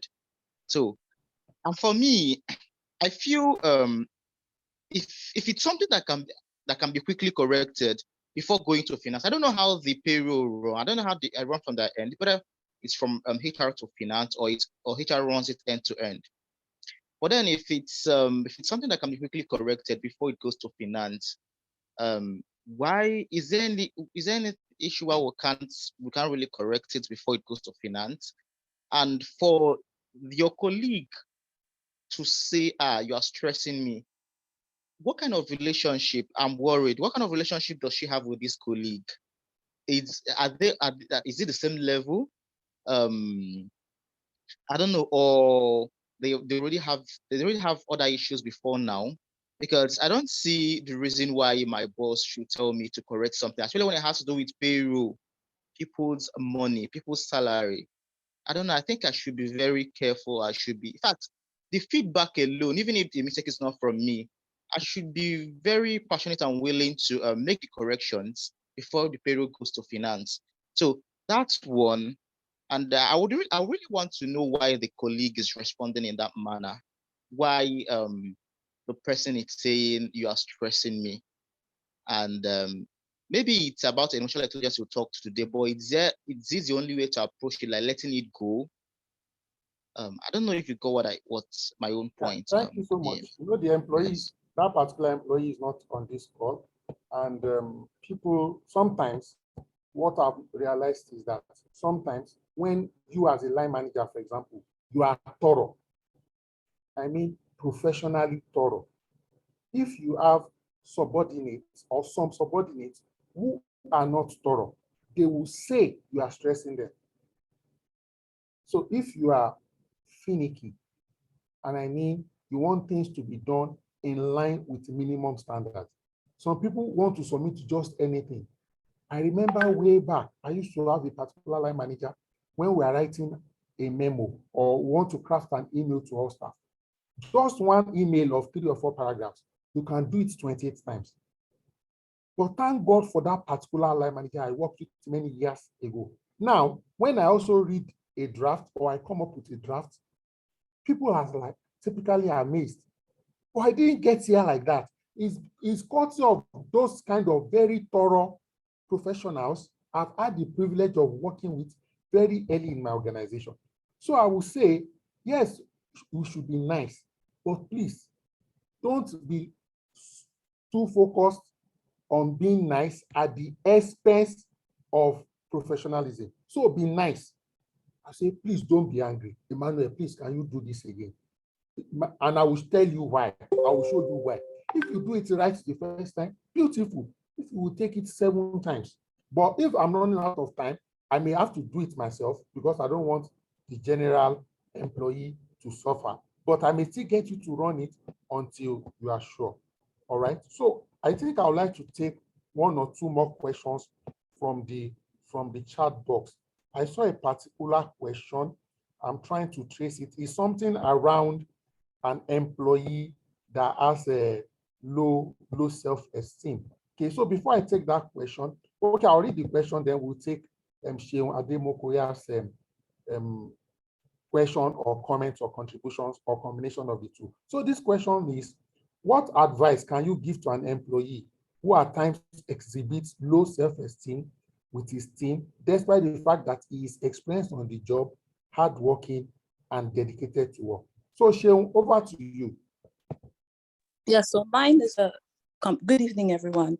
Good evening. So mine may be, it's a mixture of, it's a contribution and a question as well. So last month was Mental Health Month, and it got me reading about mental health.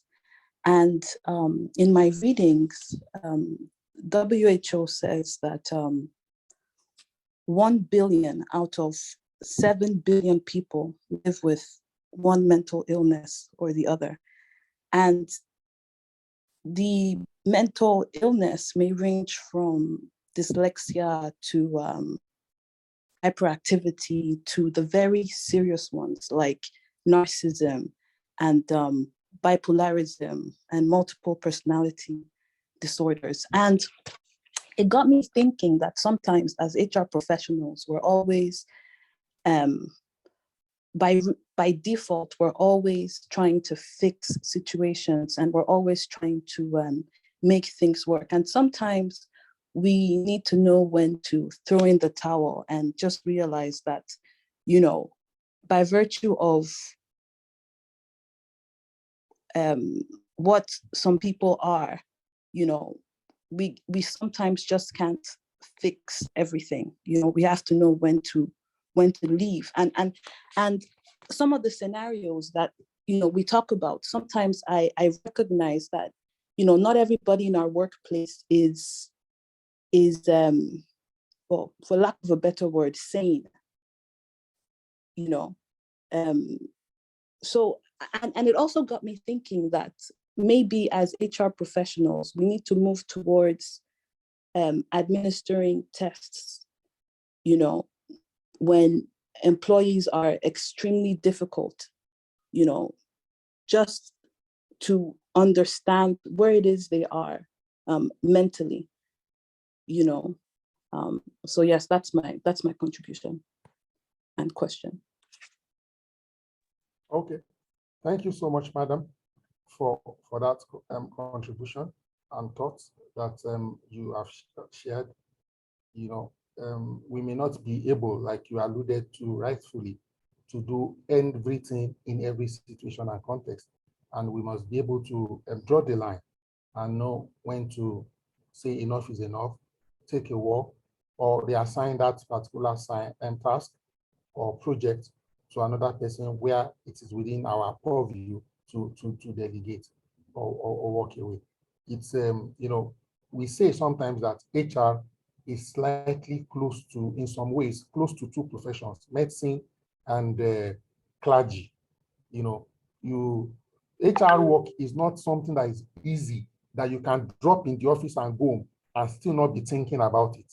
There are some professions like that, but HR, you can wake up in the middle of the night and maybe a staff matter or a team matter is burning, you know, and you are trying to come up with solutions.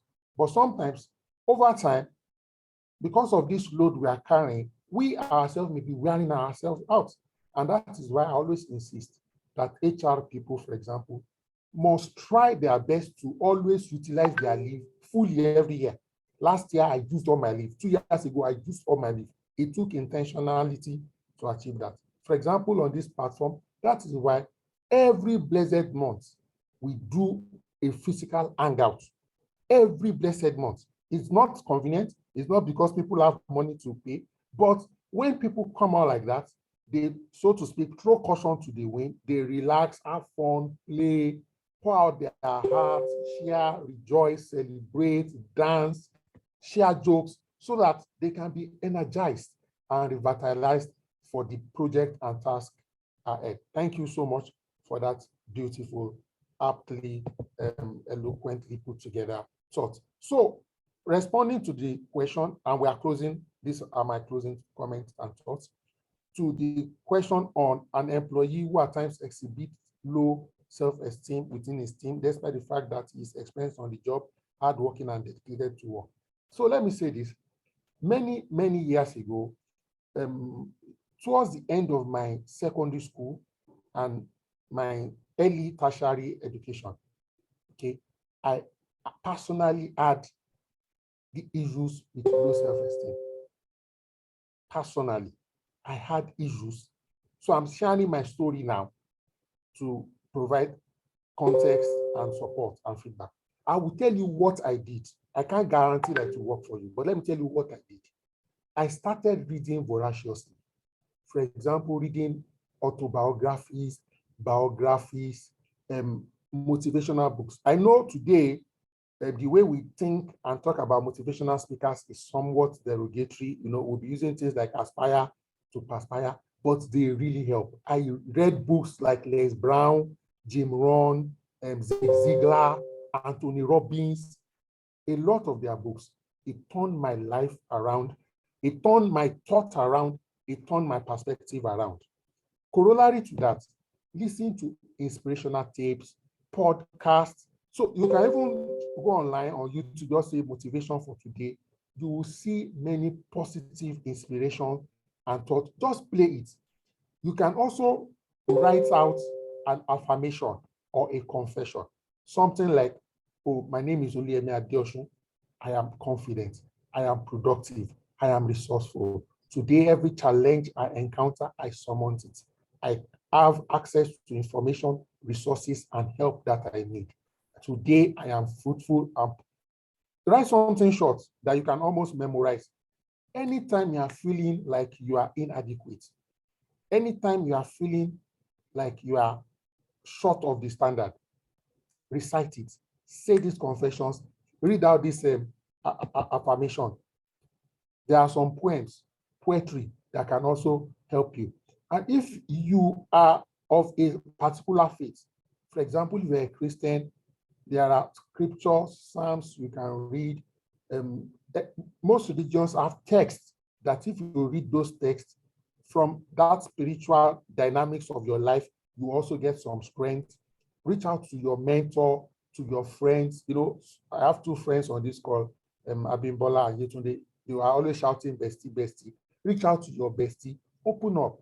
It is always true that a problem I've shared is sincerely have solved. And that's why we have this mentoring, HR mentorship community, so that at least we can always relate and talk to each other.